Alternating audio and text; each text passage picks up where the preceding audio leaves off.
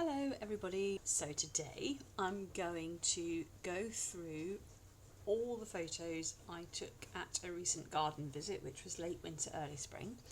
I'm going to show you my approach to editing them and how I select the different photos that I think will work and won't work, and then what I do with them next. So I've brought all my photos into Lightroom. As you can probably see, I've gone through them already quickly and rated them with the number of stars in terms of what I think might be worthwhile to edit, and I think it's really important to do that first. Otherwise you might end up editing something and then find a slightly better version of the same one. So this was a quite cloudy February day when I started, but the sun did come out quite shortly after that. So most of these are dealing with bright sunlight, which sometimes can be an issue, but with this particular specimen, which is Old Man's Beard, it's a wild clematis, it worked really nicely. What I was trying to do is position myself so that I could use the sun to backlight the seed heads, and it's really obviously important to not look at the sun through your camera, but I was moving myself around, shooting at different angles, trying to find different backgrounds. I did think this one worked really nicely, so I persevered with this particular one with it. I mean, that's quite nice because the fluffiness, the seed head fluffiness glows quite prettily. However, it will be quite an edit, this one, if I were to pursue this one, because there is so much distraction in the background, all of these sort of out of focus other bits of the branch. So I sort of thought, maybe I'll try again, and I moved to the other side.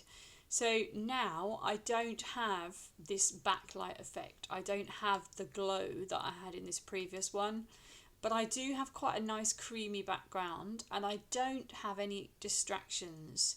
So I played around with this one for a little bit, as you can see here, moving around, changing the backgrounds. Just one step to the left or right will change up the background. You can see where the tree line is behind, because suddenly everything turns white, and white is the sky. So I decided that I thought this one was probably the best one to try.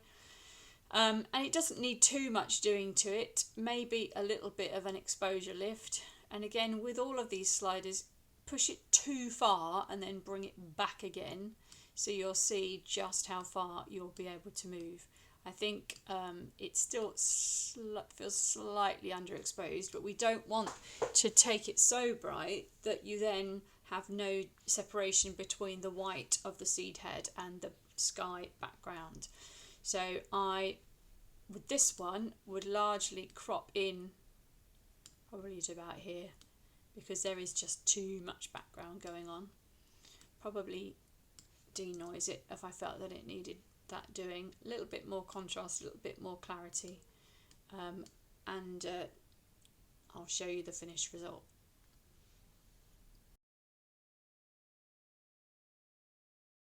This was an interesting tree, and I don't actually know the variety. This so far these photos were taken with my RX10 bridge camera as a Sony, so I can really zoom in quite a long way.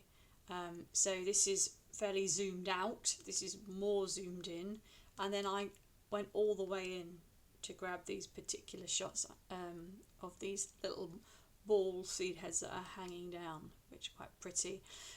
Trees like this are difficult because they can have lots of distractions. I've also got the distraction of the tree line in the rear, but sometimes it doesn't matter. And I think with something like this, if you do go in super close, you'll get something that really picks out the detail of the particular tree. And I would remove this little leaf on the right, probably here, but other than that it's not too bad. It's a bit bright highlights wise, so I move the highlight slider, maybe get rid of the shadows slightly, and I'd maybe look at the colour cast, because that was a little bit on the blue side of things. So you don't, it's quite a minimal edit for that one. This next one, a collection of silver birch trees, I took it and then tried some intentional camera movement, which actually didn't work that well, but I know that there is a quick way to get the same result or a similar result, perhaps not quite as good, in Photoshop. So I took this knowing that I would be able to do that later. I'll show you the finished result now, but I'm actually going to do an editing video on how to do this in the near future, so watch this space.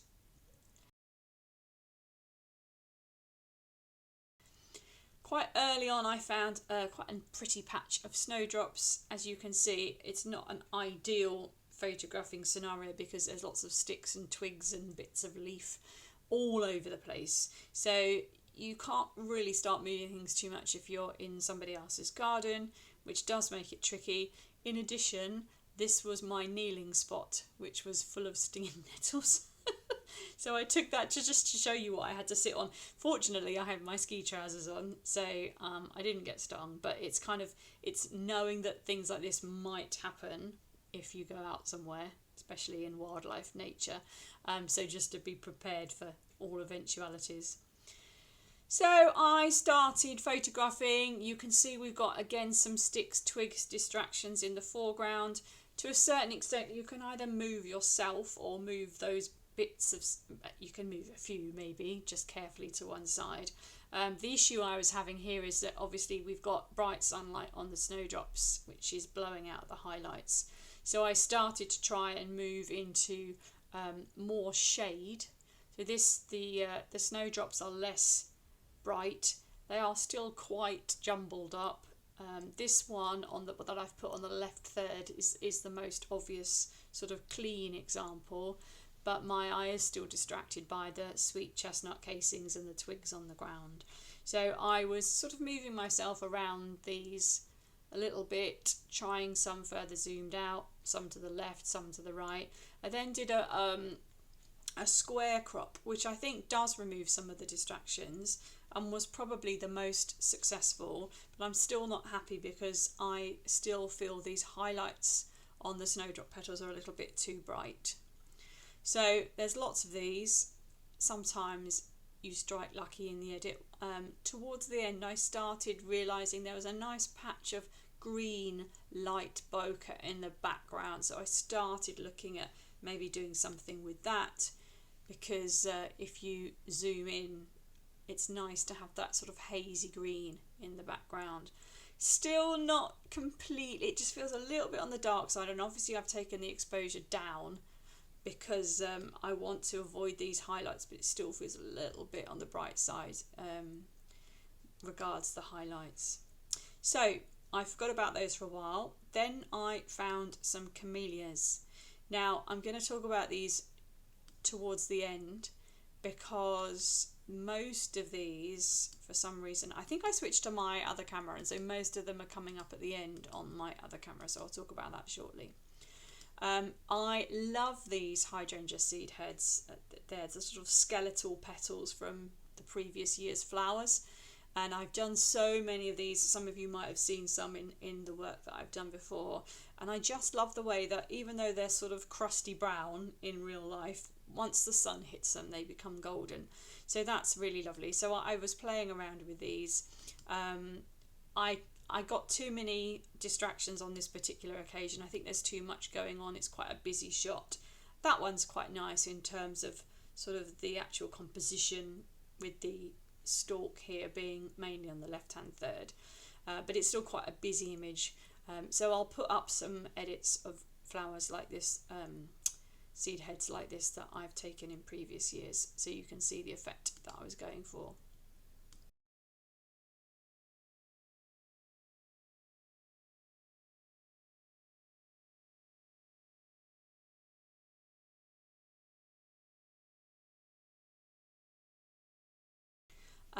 Aenites here.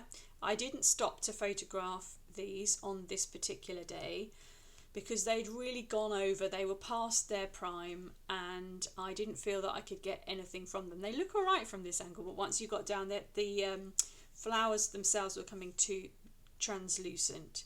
When you're photographing aconites, again, or small flowers like snowdrops, you really have to get down low and probably be sitting or lying on the floor. Use your rear view screen so that you can see what you're doing, and if it's articulated so you can fold it up and have a better view from sitting, that works really nicely too. But I'll show you now some of the photos of that, similar photos of aconites that I've taken in previous years.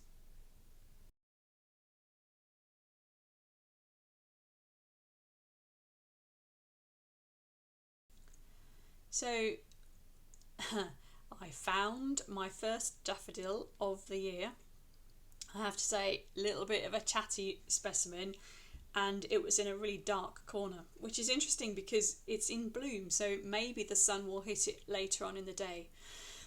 Lots of sort of bramble leaves here, distracting foliage, spots of light in the background. So my immediate aim was to try and move myself so that I could get a cleaner image. However, I couldn't get too near it to get rid of this bramble, so that sort of stays throughout. I've got a cleaner background now, so I quite like that, but it's still overall quite a dark image. And then I noticed that above it there was a patch of light, and once I discovered the patch of light, I realised that this would work better because it's sort of the glowing background then complements the glow of the flower. So I took a few of this. That was my Lightroom edit. It's still quite noisy because it's low light, so I pulled that one into Photoshop, and the final result I got was this one.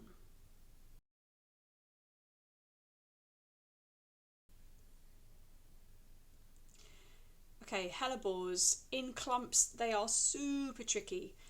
You can get some nice ones. On this particular occasion I thought I'm not going to pursue it.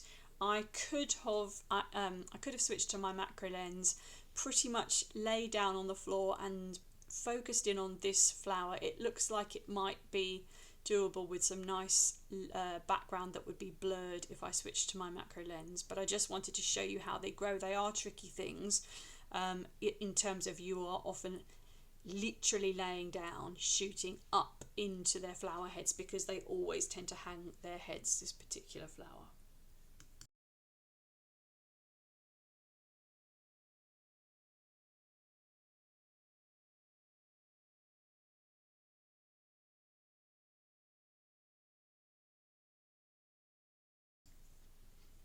Okay, the witch hazel, lovely, smells beautiful. I was trying to get a nice clean background. Obviously the issue is that there's some blown highlights on the witch hazel flowers. I do like the light falling on the background, which gives it these sort of patch circles of bright yellow light, which is nice. But I was trying to find a way of getting the actual witch hazel flower itself not as blown. So when I bring down the exposure in the camera, as you can see, the background does become a little bit dark. However, there's usually enough to work with this. Finally managed to, is that a different, so this one might be a different flower head. So you can see this one is now in shade, which will work better. It seems a bit dull, but when you lift it in the edit, you can make everything a little bit brighter. You can bring up the highlights, bring up the whites. This is still my bridge camera. You can see how very noisy it is, but I'm guessing you can imagine if I start cropping in a little bit that the finished result could be quite nice. You can denoise in Facebook here and it'll do that for you. I tend to, with things like this, because I know I'm going to remove this stick on the right hand side, I will probably take it into Photoshop, remove the stick or denoise the image and then remove the stick. I use the Topaz denoise program, so software, so I can get it to do that quite quickly. It also does it a little bit quicker as you can see than Facebook, but we'll see what results Facebook gives. Yeah, it's not too bad, not too bad. And you can probably, I mean, I haven't even done anything to the saturation here, so you could probably take the saturation up a little bit. And you'll see now that when you do lift the exposure, even though it felt it was a little bit dark to start off with, it's not too bad when you look at it like that. But my finished version is here.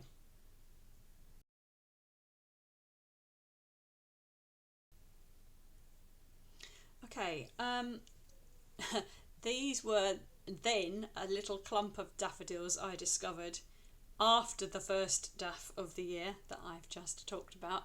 I couldn't really do anything with these. The leaves at the bottom means that it's difficult to get a nice group. I think daffodils work well on their own or with a massive clump of just bright yellow, something like this. So I moved on. Then I discovered the crocuses, really tricky crocuses if it's a sunny day, because as you can see, the highlights are just so overexposed. If I take the exposure down, the whole image starts to be really dark. You can compensate a little bit with shadows. It doesn't tend to really do it. So I was moving around, trying some different ones. I found this particular snowdrop that was laying down. You can see I've moved the stick from underneath it, and the piece of grass that's sort of going on top of it. Oh no, I didn't take it out, did I? Because I've just changed my angle instead. But it's still really bright, and I think the bright crocuses in the background are quite distracting as well. So I brought down the exposure in camera, tried to do something about that. I'm getting compositionally now something that is quite close to what I want, even though the crocuses on the left are clipped. I've got the main one on the right hand third sort of leaning into the image, which kind of works. But there are still too many sort of blocky shadows, particularly on this petal for my liking. So then I found my diffuser, and you have to be so careful that you're not swishing any flowers or anything else when you do this, and sort of laid it over the top, which did get me better results on the main flower. It wasn't big enough to cover the ones in the background, but it's not bad. The crocus itself has got quite a few sort of spots of dirt on it, and so I did one more and then finished on that one. I will show you the edited version now, but it wouldn't be my favourite crocus shot because it's just an awkward scenario, and you know that it's never going to be perfect, I think, when you're out in the field with something like this, unless the lighting conditions are better when you take it.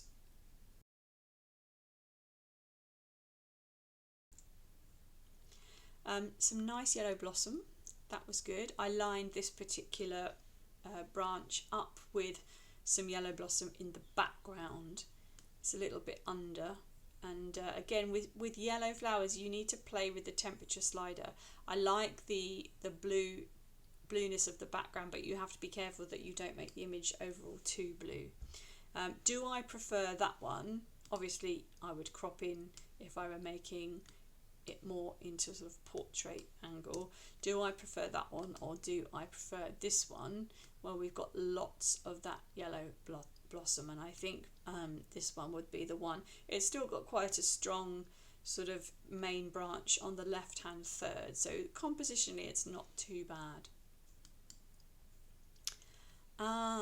And these are the little scilla flowers that I have photographed on previous years, but again they were surrounded by this brown leaf litter and wood chip, so I didn't photograph those as portraits on this occasion, but I have done in previous years.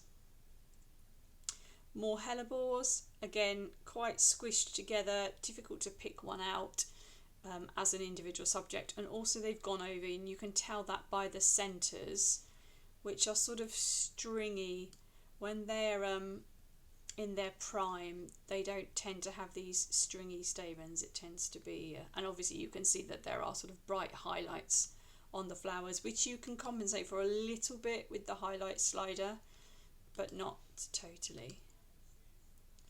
Then I found some anemones. I spent some time with these. I thought they were quite pretty. Initially I wasn't too enamoured by the brown background, but then I managed to get down lower and use my macro lens so that the background is more blurred, so you don't tend to get this sort of wood chip effect. I picked one in the end that I thought was compositionally strongest. I liked the interplay between the one on the left and the one on the right. It was a bit like a conversation. I quite like the sort of purple bokeh colour circle in the background. So my finished edit of this particular one was this.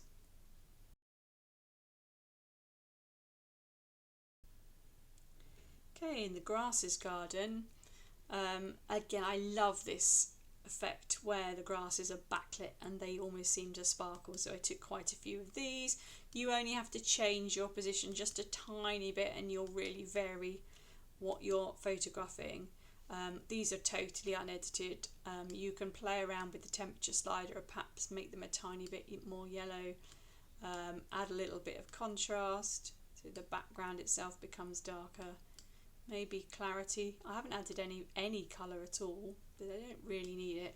Conversely, you could make the background slightly bluer and then come down to the colour mixer panel here on the right and bring up the yellowness of just those grasses. So I can increase the yellow and orange channel and make those, and then keep the background in its sort of original state or slightly bluer version, which works quite well. For some reason there's more anemone photos on my workflow. It's got a little bit jumbled up. And there's a picture of that I took to show you how tiny those anemones are. Here they are, but that was me standing up over them. You can see my shadow there. And the one that I was photographing, oh, I can't be too sure, it might have been this one here. But yeah, very tiny, so macro lens, or you could try using a long lens and zoom right in. Sometimes they're tricky to get to. I didn't want to, I mean the grass was here at the bottom and I certainly didn't want to start laying on any of the flowers, so my choice was a little bit limited to the ones within the first sort of ½ metre or so. Back to the grasses. I wanted to try just focusing on the tips of some of the grasses. Again, sometimes you can get some really nice minimalist results with things like this. So I was playing around with that a little bit. There's some more over here. They're a little bit out of order. That one I quite like the composition of with the crossing of the stems, but the tallest one is out of focus, so I feel that probably wouldn't be usable. I've skipped over these snowdrops. I think this was a more successful one than my other. I mean, it's so green and very dark. You can see that they're not in sunshine, but they've got sun on the background. So eventually I just lifted, I have edited this one a little bit. It's a little bit over the top bright, but I have lifted the shadows and the whites slider just to bring it up a little bit. You could try doing that with, let's put it back to the beginning, with exposure. Sometimes that takes it up a little bit too much, but it's not too bad. I quite like the sort of streaks, the explosive effect of that background. This was taken with my RX10, so again it's a long lens zooming in to that one. Okay, finally then, these camellias, lots of these, and I just went around them at different angles. You never know really what you're going to get. I moved off these ones quite quickly because the sun was falling on them, so you've got these very dark sides and these very bright sides. So then I started looking for things that were in shade. Now obviously you can see that there is sunlight on part of this image, but if I crop in closer in the edit, you can get rid of that, and actually then you can begin to see the sort of furriness of these flower bracts, which is quite pretty.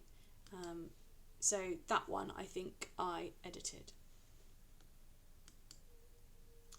This camellia was nice. bit of sort of speckled dirt on the petals, which again you can remove with a paintbrush or by just taking it out in Photoshop. The hole with the background, it always has quite a red cast to it, so you might want to move your green slider. This is way beyond what it was, but then you have to be careful because the flower itself becomes a little bit green and you don't want that, so it's quite a subtle movement. Lovely big mass of camellias. Bit tricky again because of the highlights, because they're in full sun. I mean, look at that. It's just, there's so many of them, but it's so terrible because they're so in shade. And even though you can see I'm moving the shadow slider, not really getting the results I want, because we've still got blown highlights, so there's not much you can do with that. I thought the camellias were the last, but they're not. Got some Mahonia. Oh yes, I remember. I spotted this little ladybird, but he was hibernating, so I didn't want to disturb him. So I then moved on to just focusing on the tip of the Mahonia to see if I can get some nice images that way. I think my favourite camellia, in terms of it being perfect flower and potentially quite a nice composition, was this one. You can see though it's got bright sunlight falling on it. I got my diffuser out of my bag and that was the result using a diffuser. So bright sunlight, blocky shadows, sort of lit ends of the stamens, and then that was with the diffuser. So that's much easier to edit that now, because you can probably, if there are distracting light patches in the background, you can take those out in Photoshop. I quite like them, they give it a little bit of magic. And then you can see that when I was out, I really liked this one. Obviously it looks dark because I'm diffusing it, but you can bring up the exposure when you edit it. And I'm trying different versions of it now. And I'll pull up my edited version of this to finish. So thanks for listening. Check out my other YouTube videos. You can like and subscribe to follow me and get all my latest updates.